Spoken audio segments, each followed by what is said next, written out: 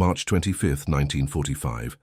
6,000 meters above the German countryside, Captain Roscoe Brown of the Tuskegee Airmen pressed his Mustang into a steep dive, chasing down what military intelligence had deemed impossible to catch.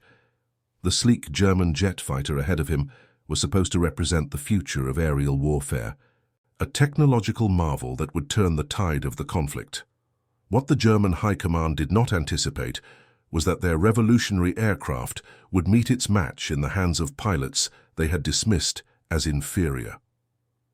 Before we dive into this story, make sure to subscribe to the channel and tell me in the comments where you're watching from. It really helps support the channel. This is the extraordinary account of how African American pilots shattered both the sound barrier and deeply held prejudices, proving that excellence knows no color while bringing down the most advanced aircraft of the era. The morning briefing at Ramitelli Airfield had an unusual tension that Captain Charles Dryden could feel in his bones. Colonel Benjamin Davis, Jr., commanding officer of the 432nd Fighter Group, stood before his pilots with intelligence reports that seemed almost too incredible to believe. The Germans had deployed a new type of aircraft, something unlike anything Allied forces had encountered before. These weren't propeller-driven fighters, or even the improved versions they had been tangling with for months. These were jets. "Gentlemen," Davis began, his voice carrying the weight of history, "we have confirmed reports of German aircraft operating at speeds exceeding 500 miles per hour. These are not rumors or exaggerated claims from nervous ground crews.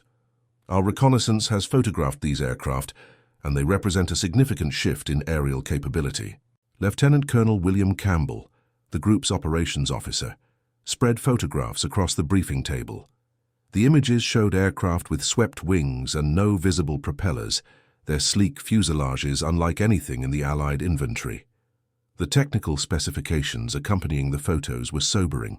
The Messerschmitt Me-262 could reach speeds of 540 miles per hour, nearly 200 miles per hour faster than their P-51 Mustangs. Captain Brown studied the photographs with intense concentration.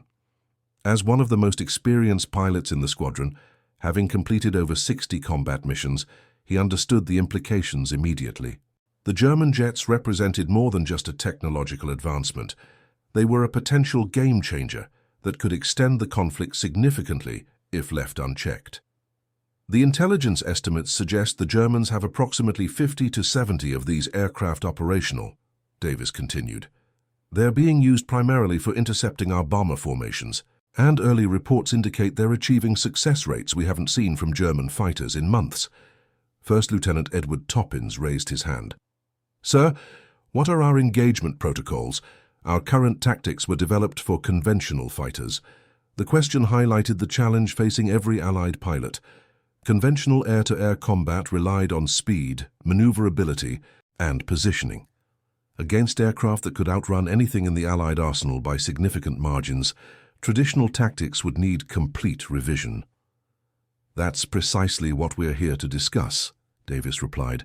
"The bomber crews are reporting that these jets appear seemingly from nowhere, make devastating attack runs, and disappear before escort fighters can respond. We need to develop new approaches, and we need to do it quickly." The room fell silent as the pilots absorbed this information. They had spent months perfecting their escort techniques, developing the coordination and timing that had made the 332nd Fighter Group one of the most effective escort units in the 15th Air Force. Now they were facing an opponent that could render much of their experience obsolete. Captain Dryden spoke up from the back of the room. "Sir, if they're that much faster, direct pursuit seems unlikely to succeed, but every aircraft has limitations. Even jets need to land, refuel, and follow predictable flight paths during certain phases of operation." Davis nodded approvingly. "Exactly the kind of thinking we need. These aircraft may be faster, but they're still operated by human pilots who must follow basic principles of physics and tactics. Our job is to identify their vulnerabilities and exploit them." The briefing continued for another hour, with pilots discussing potential strategies and sharing observations from recent missions. Several had reported unusual contrails at high altitude, and one flight leader mentioned seeing what appeared to be aircraft moving at extraordinary speeds during a mission over Austria the previous week. As the meeting concluded, Davis made an announcement that would prove prophetic. "Gentlemen, we're facing technology that represents the enemy's best hope of regaining air superiority. But remember this, superior technology means nothing without superior pilots. We've proven ourselves against every challenge so far, and this will be no different." The confidence in his voice was genuine, born from months of combat experience that had transformed the 432nd from an experimental unit to one of the most respected fighter groups in the Mediterranean theater. The Tuskegee Airmen had overcome prejudice, inadequate training facilities, and initial skepticism from other units to establish themselves as elite pilots. Their reputation had been earned through meticulous attention to detail, aggressive pursuit of excellence, and an unwavering commitment to their mission. They had escorted bombers through some of the most heavily defended airspace in Europe, maintaining loss rates that were significantly below average for escort fighters. But the introduction of German jets represented a new type of challenge entirely. This wasn't about proving their worth against conventional opposition.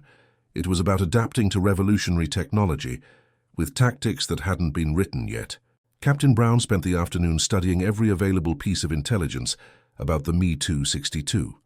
The aircraft's twin Junkers Jumo turbojets produced over 1,900 pounds of thrust each, giving it a power-to-weight ratio that conventional fighters couldn't match. Its maximum speed was limited more by structural considerations than engine capability, and it could climb to operational altitude faster than any Allied aircraft. However, the intelligence reports also revealed potential weaknesses. The jet engines consumed fuel at extraordinary rates, limiting operational range significantly. The aircraft required longer runways for takeoff and landing due to higher approach speeds. Most importantly, the engines were reported to be temperamental, with high failure rates and limited operational life. "The key," Brown told his wingman, Lieutenant Charles McGee, "is going to be timing. They can't stay airborne indefinitely, and they're most vulnerable during takeoff and landing phases." McGee, who had logged over 60 combat missions himself, understood the implications. "So we need to be where they don't expect us, when they're least capable of using their speed advantage." The conversation reflected the analytical approach that characterized the Tuskegee Airmen's tactical development. Rather than relying on superior numbers or overwhelming firepower, they had consistently succeeded through careful preparation, innovative thinking, and precise execution. Their success rate as bomber escorts was legendary throughout the 15th Air Force. In over 200 missions, they had never lost a bomber to enemy fighters while under their protection. This record wasn't accidental. It resulted from rigorous training, detailed mission planning, and tactical flexibility that allowed them to adapt to changing circumstances. The German High Command, meanwhile, was placing enormous confidence in their jet program. Technical reports from Messerschmitt indicated that the Me-262 could revolutionize aerial warfare, potentially allowing Germany to regain air superiority despite being outnumbered by increasingly large margins. General Adolf Galland, commanding the German fighter forces, had been advocating for jet development for months. In his assessment, conventional fighters could no longer compete effectively against the massive Allied bomber formations and their escort fighters. The numerical disadvantage was simply too great to overcome with existing technology. "The jet fighter represents our opportunity to restore balance," Galland had written in a report to the German leadership. "A single Me-262 can accomplish what previously required 3 or 4 conventional fighters. The speed differential alone creates tactical advantages that cannot be overcome through training or numerical superiority." The confidence in German technological superiority was deeply ingrained in military thinking at the highest levels. German engineering had produced innovations throughout the conflict, from advanced submarines to rocket technology. The jet fighter seemed to represent the culmination of this technological advancement. Major Walter Nowotny, one of Germany's leading aces assigned to test the new jets, had reported extraordinary success rates during initial operations. His unit, Commando Nowotny, had achieved multiple victories against Allied bombers with minimal losses, seemingly validating the optimistic assessments from technical experts. "The psychological impact alone is significant," Nowotny had observed. Allied pilots are clearly unprepared for aircraft operating at these speeds. Their escort fighters cannot respond effectively, and bomber crews show signs of panic when jets appear. These reports reinforced existing assumptions about the technological gap between German and Allied capabilities. The German leadership believed they possessed not just superior aircraft, but superior understanding of advanced aerodynamic principles that their opponents could not quickly duplicate. However, this confidence overlooked critical factors that would prove decisive in actual combat. The complexity of jet engines made them far more demanding to maintain than conventional aircraft. Pilot training requirements were significantly more extensive, and the entire logistics chain needed modification to support jet operations.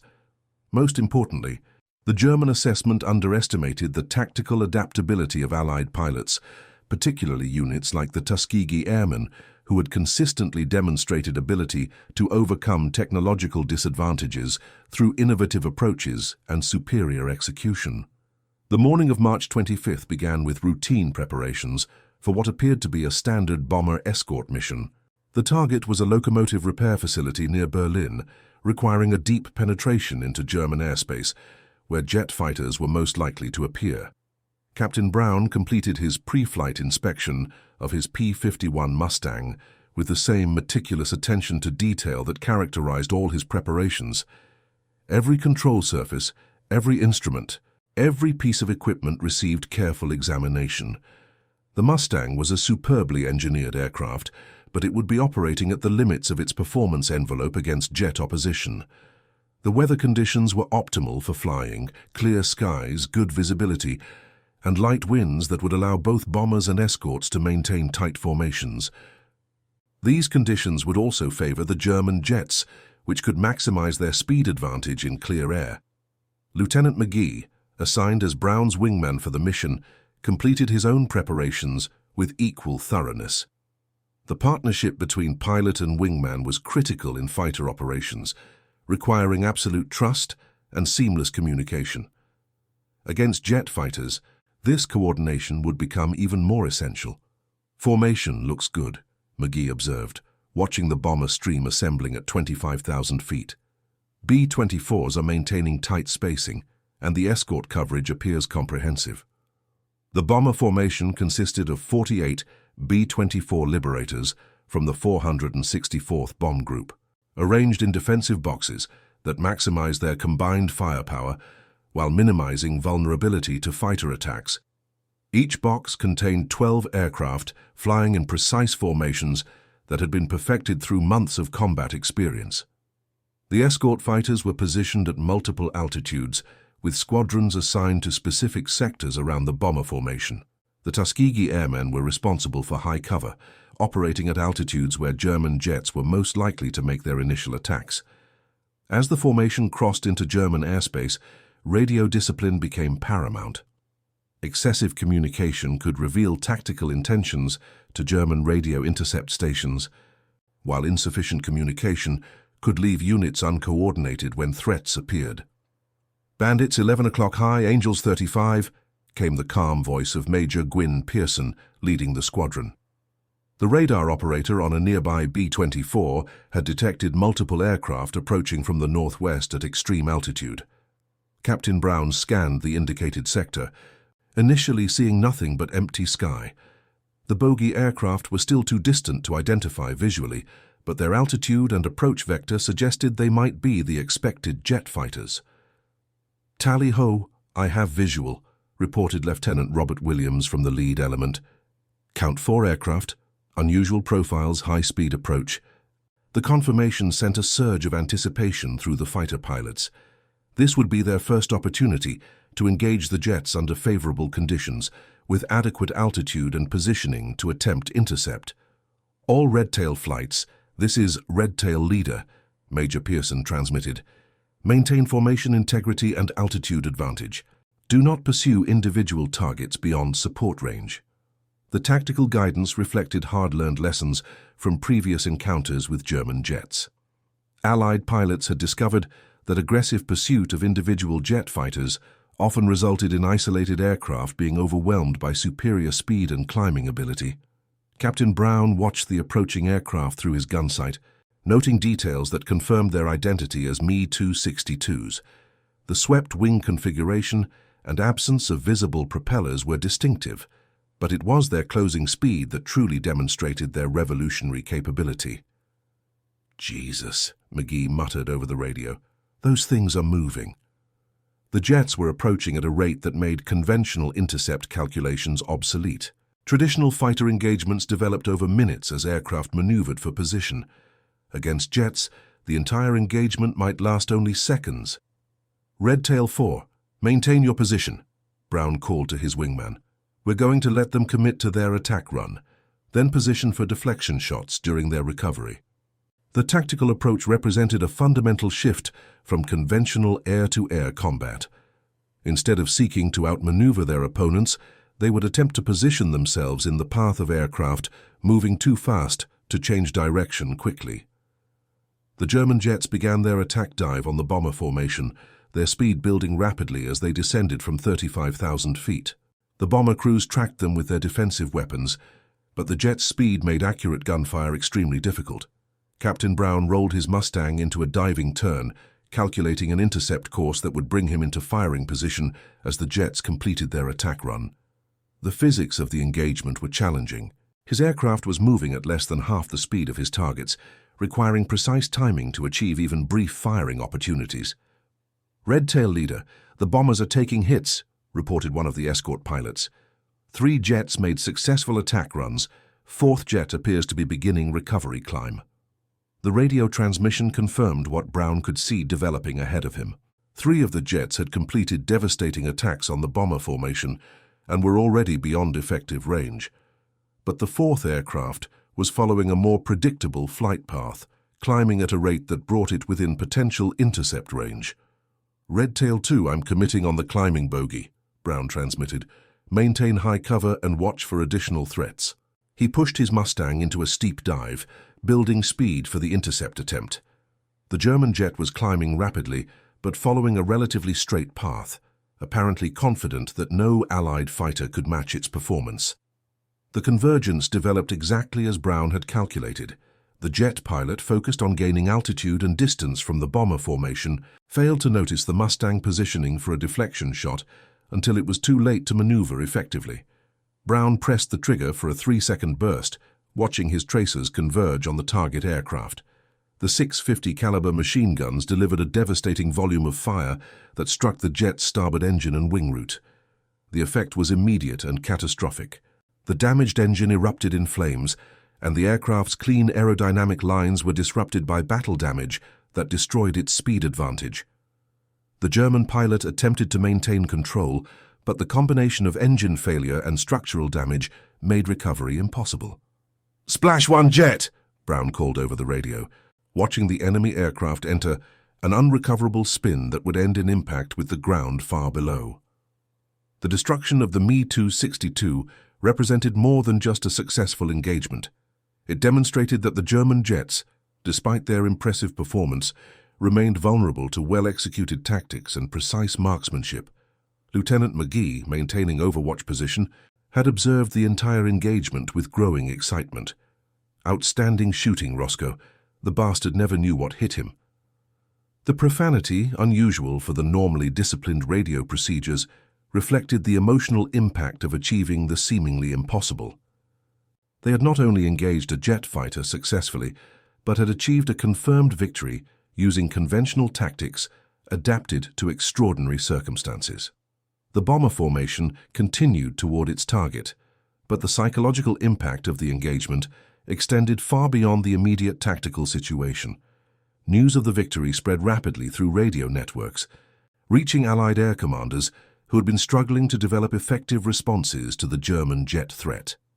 At Ramitelli Airfield, intelligence officers monitoring radio communications noted the engagement with intense interest.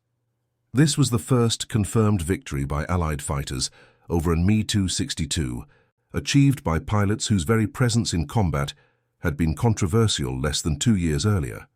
The implications were profound on multiple levels. Tactically, the engagement demonstrated that jet fighters were not invulnerable and that properly executed conventional tactics could succeed against them. Strategically, it suggested that the German technological advantage might be less decisive than originally feared. But perhaps most significantly, the victory had been achieved by African-American pilots whose competence had been questioned by many within the Allied military establishment. The Tuskegee Airmen had not only proven themselves equal to their peers, but had accomplished something that more established units had failed to achieve. The German pilot who had been shot down was Oberfeldwebel Heinrich Oehler, a veteran of over 100 combat missions in conventional fighters. His experience with the Me-262 was limited, having completed only 12 jet missions before this engagement. Oehler's tactical approach reflected the confidence that German pilots had developed in their new aircraft. The standard procedure was to make high-speed attacks on bomber formations, relying on speed to avoid interception by escort fighters. The tactic had proven successful in dozens of previous missions. "The Americans cannot respond to our speed," Oehler had written to his family just days before the mission. "Their escort fighters are helpless against aircraft that can attack and disappear before they can react. We finally have a weapon that can turn the tide." His confidence was shared throughout the German jet fighter community. Pilots reported that Allied escort fighters rarely even attempted to intercept jet attacks, apparently recognizing the futility of pursuit against superior speed and climb performance. This psychological advantage had become as important as the technological superiority itself. German jet pilots operated with the confidence that comes from possessing decisive advantages. While Allied pilots struggled with the frustration of facing opponents, they seemed unable to engage effectively. The loss of Oehler's aircraft represented more than just the destruction of an expensive and sophisticated piece of equipment. It demonstrated that the perceived invulnerability of German jets was illusory and that Allied pilots could develop effective countermeasures. The news of the engagement reached German military headquarters within hours, carried by radio intercepts and reconnaissance reports that painted a disturbing picture. One of their most advanced aircraft had been destroyed by a conventional Allied fighter, flown by a pilot from a unit they had dismissed as inferior. Major General Johannes Steinhoff, commanding the German jet fighter development program, received the report with growing concern. The Me-262 program represented Germany's best hope of regaining air superiority, and any indication that Allied pilots could engage the jet successfully threatened the entire strategic concept. "How is this possible?" Steinhoff demanded during an emergency briefing with his technical staff. "Our performance calculations clearly demonstrate that conventional fighters cannot achieve intercept against jets operating at maximum capability." The technical experts struggled to explain the apparent contradiction between their theoretical models and the reported combat results. The performance data for the Me-262 was indisputable. It was faster, could climb better, and had superior energy retention compared to any Allied fighter. However, the theoretical advantages assumed that jet pilots would operate their aircraft at maximum efficiency while maintaining perfect situational awareness. In actual combat conditions, with multiple threats, limited fuel and the stress of high-speed maneuvering, pilots sometimes made tactical errors that created brief vulnerabilities. The incident report suggests that the pilot was climbing in a straight line, possibly attempting to gain altitude for another attack run, reported Major Klaus Neumann, the unit's intelligence officer. This predictable flight path allowed the American fighter to calculate an intercept course. The analysis highlighted a critical weakness in German tactical doctrine. The overwhelming confidence in technological superiority had led to somewhat careless operational procedures that failed to account for the tactical adaptability of experienced Allied pilots. Steinhoff ordered immediate revisions to engagement procedures, emphasizing the need for constant maneuvering and maintenance of situational awareness, even when operating at apparent speed advantages. But the psychological damage was already done. The myth of jet invulnerability had been shattered by a single well-executed attack. The victory by Captain Brown resonated throughout the Allied air forces, but its impact on the Tuskegee Airmen was particularly profound. They had faced skepticism and prejudice throughout their military careers, constantly required to prove their competence in ways that other units took for granted. Colonel Davis recognized the broader significance of the achievement, during a briefing with his squadron commanders that evening. "Gentlemen, what happened today extends far beyond a single combat victory. We've demonstrated capability against the enemy's most advanced weapons, proving that excellence in flying and fighting transcends any artificial barriers." The comment reflected the complex dynamics that the Tuskegee Airmen navigated daily. They were fighting two battles simultaneously, one against German military forces and another against prejudice within their own military establishment. Their record as bomber escorts had already challenged racist assumptions about African American capabilities, but the jet victory represented something entirely different. This was not just competent performance of assigned duties, it was innovation and tactical excellence that exceeded the achievements of other units. Captain Dryden, reflecting on the day's events, understood the historical significance of what had occurred. "We've just shown that when American pilots, regardless of color, are given proper training and equipment, they can overcome any technological advantage the enemy might possess." The observation was particularly poignant, given the obstacles that African American pilots had faced in achieving equal access to training and equipment. The Tuskegee program had been established reluctantly, with inadequate facilities and constant skepticism about its potential for success. Many of the pilots had civilian flying experience before entering military service, having learned to fly at their own expense in programs like the Civilian Pilot Training Program. This background provided technical knowledge and flying skills that complemented their military training. The combination of strong educational backgrounds, extensive flying experience, and intense motivation to succeed had created a unit culture focused on excellence and continuous improvement. They approached every mission with meticulous preparation and attention to detail that often exceeded standard military requirements. Lieutenant Williams, who had first spotted the incoming jets, exemplified this approach. A graduate of engineering school with extensive civilian flying experience, he brought analytical skills to combat flying that allowed him to assess threats and develop responses with unusual speed and accuracy. The key to engaging jets effectively, Williams explained to newer pilots during the evening briefing, is understanding their operational limitations as well as their advantages. They're faster, but they're also more predictable in some phases of flight. The technical discussion that followed demonstrated the intellectual rigor that characterized the Tuskegee Airmen's approach to combat flying. Rather than relying on courage and aggressiveness alone, they emphasized understanding aircraft capabilities, tactical principles, and the physics of aerial combat. This analytical approach had proven effective throughout their combat service, allowing them to achieve exceptional results with standard equipment against increasingly sophisticated opposition. The jet victory represented the culmination of this philosophy: superior preparation and execution overcoming technological disadvantage. The news of the victory spread rapidly through Allied military channels, reaching senior commanders who had been struggling to develop effective responses to the German jet threat.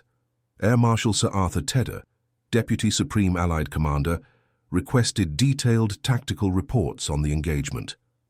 "This represents the first confirmed destruction of an enemy jet by conventional fighters," Tedder noted in a cable to Allied air commanders. "The tactics employed and lessons learned must be disseminated immediately to all fighter units." The emphasis on rapid information sharing reflected the urgency with which Allied leadership viewed the jet threat. Intelligence estimates suggested that German jet production was increasing, potentially reaching levels that could significantly impact Allied bombing campaigns. General Karl Spaatz, commanding the U.S. Strategic Air Forces in Europe, ordered immediate tactical conferences to discuss methods for replicating the success achieved by the Tuskegee Airmen. The potential for conventional fighters to engage jets effectively would fundamentally alter strategic planning for the remainder of the conflict. The tactical analysis revealed several key factors that had contributed to the successful engagement. The Tuskegee pilots had maintained excellent formation discipline, allowing them to coordinate their response effectively. They had demonstrated tactical patience, waiting for optimal engagement conditions rather than attempting immediate pursuit. Most importantly, they had recognized that jet fighters, despite their speed advantages, still operated within the same physical laws that governed all aircraft. At certain points in their flight profiles, they became vulnerable to well-positioned conventional fighters with superior situational awareness. Captain Brown's aircraft was carefully examined by technical personnel seeking to understand the mechanics of the engagement. The gun camera footage provided frame-by-frame analysis of the attack sequence, revealing the precise timing and positioning that had made success possible. The convergence angle was perfect, noted Major Robert Knighton, the group's gunnery officer. Captain Brown calculated the intercept course exactly, positioning his aircraft to achieve a deflection shot at minimum range with maximum probability of hits. The technical analysis confirmed that the victory resulted from superior flying skill and tactical judgment rather than luck or technological factors. The engagement had required split-second timing, precise maneuvering, and accurate gunnery under extremely challenging conditions. The ammunition expenditure was minimal, with Brown firing only a brief burst that achieved devastating results. This efficiency reflected the high level of gunnery training that characterized the Tuskegee program, where ammunition conservation was emphasized due to logistical constraints. The gun sight settings and ammunition selection used in the engagement became standard reference points for other fighter units preparing to engage jet aircraft. Every detail of Brown's tactical approach was analyzed and incorporated into revised training programs throughout the Allied air forces. Meanwhile, at German jet fighter bases, the loss of Ehrler's aircraft prompted urgent tactical reviews and operational changes. The confidence that had characterized jet operations began to erode as pilots realized they were not invulnerable to conventional fighters. Oberst Walter Dahl, commanding one of the primary jet fighter units, held emergency briefings with his pilots to discuss defensive tactics and engagement procedures. The psychological impact of the loss was significant, particularly among newer pilots who had relied heavily on technological superiority. "The Americans have demonstrated that they can engage our aircraft successfully," Dahl informed his pilots. "We can no longer assume that speed alone provides adequate protection. Constant vigilance and tactical awareness are essential for survival." The change in German tactical doctrine had immediate operational consequences. Jet fighters began operating in larger formations with dedicated cover flights, reducing the number of aircraft available for bomber attacks. Mission planning became more conservative, emphasizing survival over maximum effectiveness. The fuel consumption limitations of jet engines became more problematic when pilots were required to maintain constant maneuvering for defensive purposes. Mission durations decreased significantly, reducing the overall impact that jet fighters could achieve against Allied bombing campaigns. These operational changes represented exactly the outcome that Allied air commanders had hoped to achieve. By proving that jets could be engaged successfully, the Tuskegee Airmen had forced German units to adopt defensive tactics that reduced their strategic effectiveness. The psychological warfare aspect of the victory was equally significant. German pilots had gained confidence from their technological superiority, while Allied pilots had struggled with feelings of helplessness against seemingly untouchable opponents. The successful engagement reversed this dynamic completely. Reports from subsequent missions indicated that German jet pilots were showing increased caution, often breaking off attacks prematurely when Allied escort fighters appeared to be positioning for intercept attempts. This defensive mindset significantly reduced the effectiveness of jet attacks on bomber formations. The impact of the engagement extended beyond immediate tactical considerations to influence the broader strategic situation. German military leaders had placed enormous confidence in jet technology as a means of regaining air superiority despite numerical disadvantages. The successful Allied engagement with jets suggested that technological advantages alone could not overcome the cumulative effects of superior training, better logistics, and more experienced pilots. The German Air Force was struggling with fuel shortages, inadequate pilot training, and maintenance problems that limited the effectiveness of even their most advanced aircraft. General Galland, reviewing intelligence reports about Allied tactical developments, recognized that the jet program might not provide the decisive advantage that German leadership expected. "The Americans are adapting more quickly than our assessments predicted," he noted in a report to higher headquarters. The observation reflected a broader pattern in the conflict. German technological innovations were consistently neutralized by Allied tactical adaptability and superior industrial capacity. Even when German engineers produced superior individual weapon systems, Allied forces found ways to counter them through improved tactics and overwhelming numbers. The jet fighter program required enormous resources that Germany could barely afford, given its deteriorating industrial situation. Each aircraft consumed scarce materials and required specialized manufacturing capabilities that limited production rates significantly. By contrast, Allied fighter production was reaching unprecedented levels, with new aircraft rolling off assembly lines faster than they could be deployed to operational units. The numerical advantage was becoming so overwhelming that even superior individual aircraft performance could not offset it effectively. The Tuskegee Airmen's victory over the jet fighter symbolized this broader strategic reality. Superior technology meant nothing without the industrial capacity, training infrastructure, and operational experience necessary to employ it effectively. As news of the engagement spread through Allied and German military networks, its significance became apparent to observers on both sides. The technological revolution represented by jet aircraft was real and important, but it could not overcome the fundamental strategic advantages that the Allies had accumulated. Captain Brown's successful attack had demonstrated that American pilots, regardless of their racial background, possessed the skills and determination necessary to overcome any technological challenge. The victory was particularly meaningful because it had been achieved by pilots who had faced discrimination and skepticism throughout their military careers. The broader implications extended far beyond military considerations to touch on fundamental questions about equality and opportunity in American society. The Tuskegee Airmen had proven themselves repeatedly, but the jet victory represented their most dramatic achievement. Colonel Davis understood the historical significance of the moment during conversations with his pilots that evening. "Today we've shown the world something important," he told them. "When Americans are given equal opportunities and proper support, they can achieve anything that needs to be accomplished." The comment reflected the complex relationship between military service and civil rights that characterized the African-American experience during World War II. Military achievement provided a platform for demonstrating capability and demanding equal treatment in civilian society. The victory over the German jet would become one of the most celebrated achievements in Tuskegee Airmen history, cited repeatedly in discussions about aviation excellence and racial equality.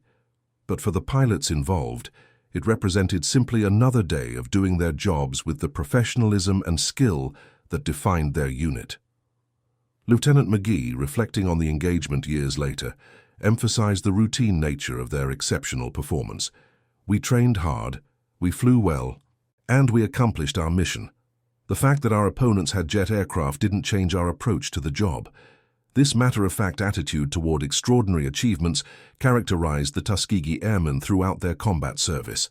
They faced each challenge with preparation, determination, and confidence in their abilities, refusing to be intimidated by technological or numerical disadvantages.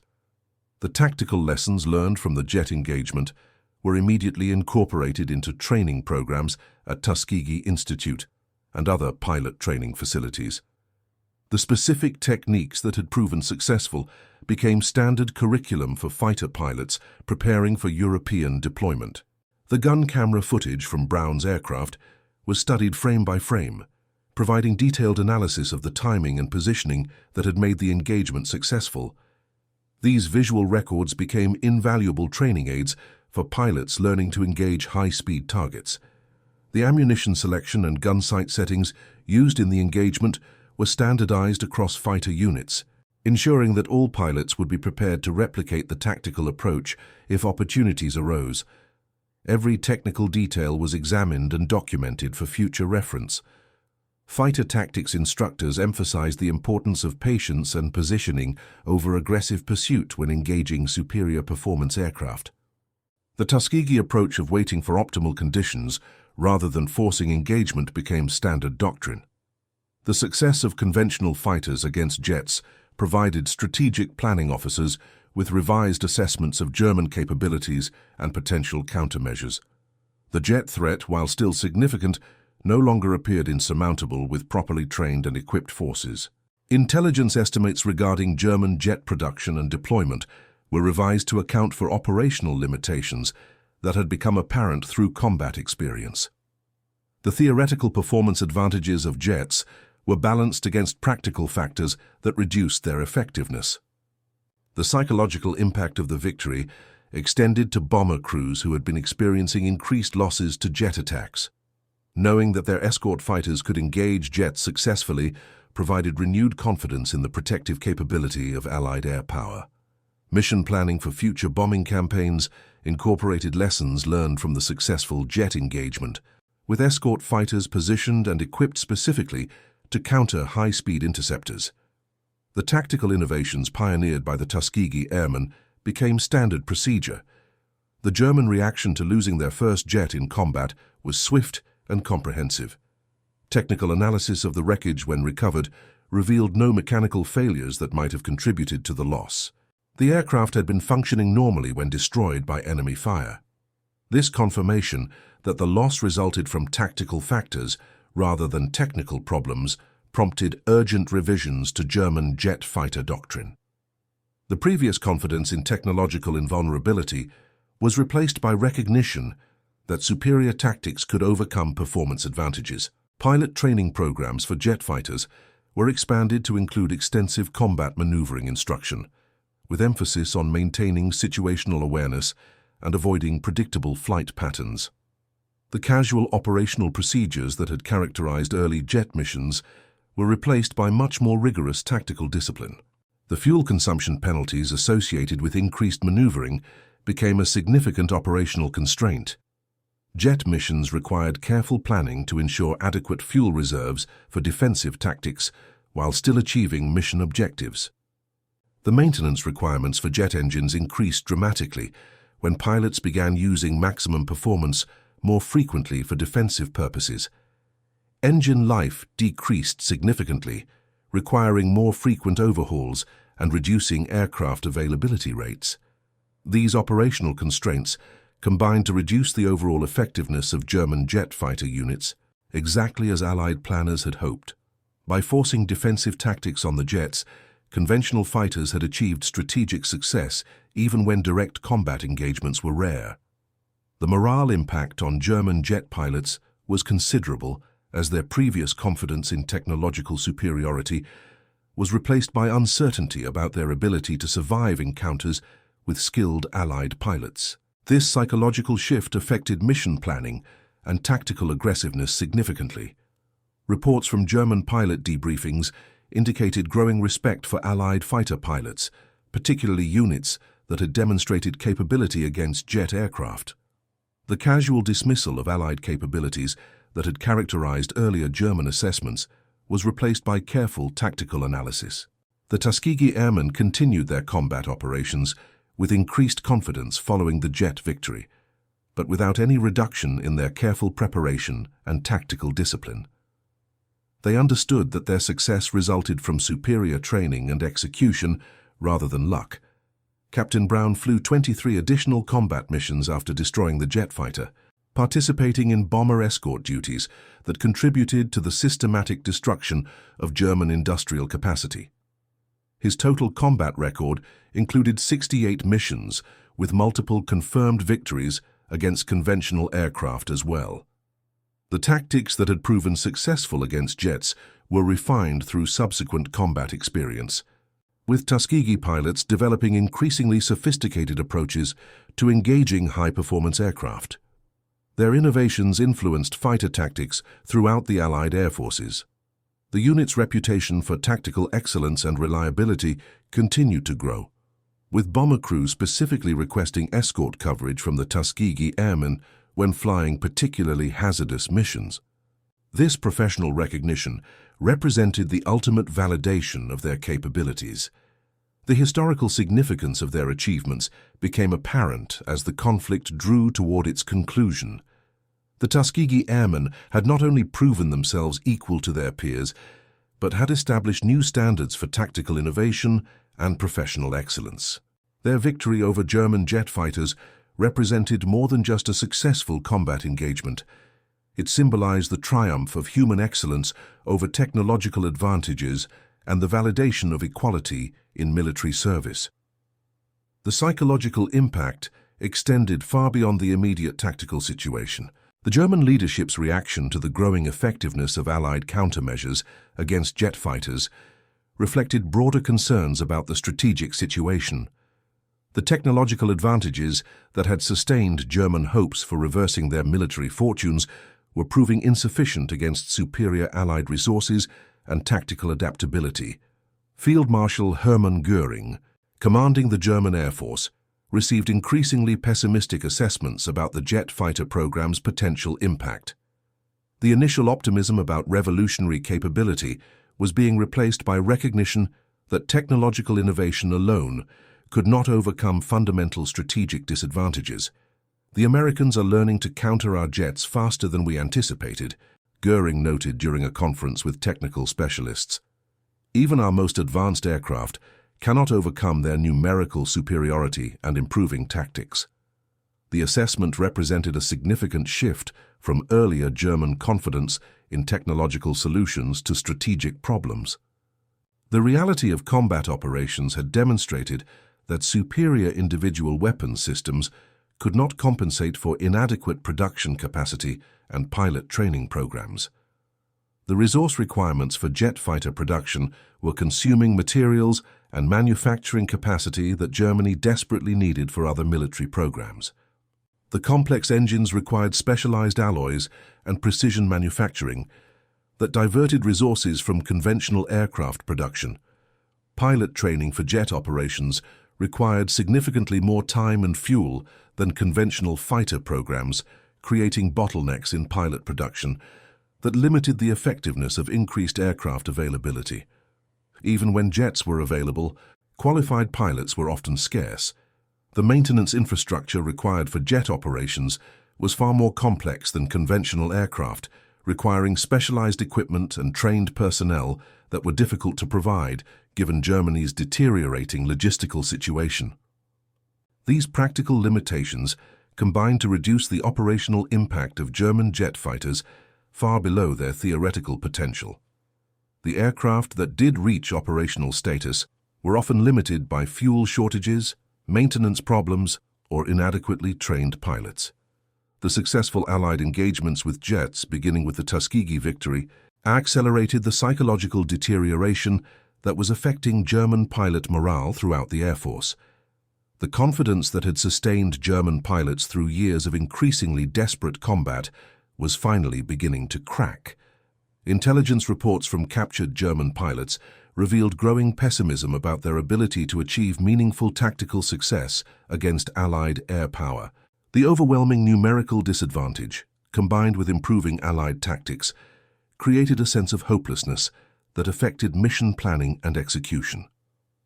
The German reaction to losing their technological advantage in jet fighters paralleled their response to other Allied innovations throughout the conflict. Superior German engineering was consistently neutralized by Allied adaptability and industrial capacity. This pattern reflected the fundamental strategic dynamics that determined the outcome of the conflict. Technological innovation was important, but strategic success required the industrial base, training infrastructure, and operational experience necessary to employ technology effectively. The Tuskegee Airmen's victory over jet fighters demonstrated these principles clearly. Their success resulted from superior training, tactical innovation, and operational experience, rather than technological advantages. They had proven that human factors remained decisive in combat, regardless of equipment capabilities. The broader implications of their achievement extended beyond military considerations to influence discussions about equality and opportunity in American society. Their demonstrated excellence in combat provided powerful arguments for civil rights advancement that would continue long after the conflict ended. The tactical innovations pioneered by the Tuskegee Airmen in engaging jet fighters influenced fighter development and training programs for decades afterward. Their approach to overcoming technological disadvantages through superior tactics became standard doctrine for air forces worldwide. The historical significance of their achievement has continued to grow with time. as military historians recognize the broader strategic implications of their success. They proved that excellence knows no racial boundaries and that proper training and support can enable any group to achieve extraordinary results. Captain Brown's destruction of the German jet fighter became a symbol of American determination and ingenuity, demonstrating that technological challenges could be overcome through skill, courage, and innovative thinking. The engagement represented the best traditions of American military service. The victory also highlighted the tragic waste of human potential that resulted from racial discrimination in military service. The Tuskegee Airmen had proven themselves capable of exceptional achievement when given proper opportunities, raising questions about how much talent had been lost to prejudice. Their success provided inspiration for future generations of African American military personnel, demonstrating that excellence in service could overcome artificial barriers and achieve recognition based on merit alone. The example they set continued to influence military personnel policies long after the war ended. The technical lessons learned from engaging jet fighters proved valuable in subsequent conflicts where technological asymmetries created similar challenges. The fundamental principles of tactical adaptation and innovative thinking remained relevant regardless of specific technologies involved. The broader strategic lesson about the relationship between technology and human factors in military operations has continued to influence military planning and doctrine development. Superior technology provides advantages, but ultimate success depends on the quality of personnel and their ability to adapt and innovate.